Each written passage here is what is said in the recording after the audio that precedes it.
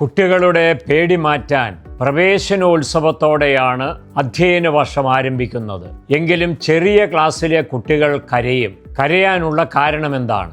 അവര് വീട്ടിൽ നിന്ന് മാറി നിൽക്കുന്നത് കൊണ്ട് വേർപാടിൻ്റെ വേദനയാണ് അവരെ കരയിക്കുന്നത്.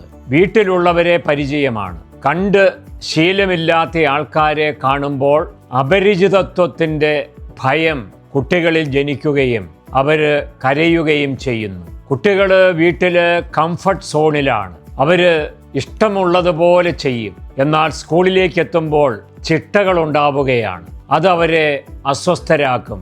അങ്ങനെയാണ് കരച്ചിലുണ്ടാകുന്നത്. കുട്ടികൾ പൊതുവെ വൈകാരികത കൂടുതലുള്ളവരാണ്. ഒരു കുട്ടി കരഞ്ഞാൽ മറ്റു കുട്ടികളും കൂടെ കരയും. അങ്ങനെയാണ് സ്കൂളിൽ കൂട്ടക്കരച്ചിലുണ്ടാകുന്നത്. മാതാപിതാക്കൾ ഇത് കണ്ട് വിഷമിക്കുന്നത് ശ്രദ്ധയിൽപ്പെട്ടിട്ടുണ്ട്. ഇത് പഠനത്തിൻ്റെ നല്ല സൂചനയായി കരുതേണ്ടതാണ്.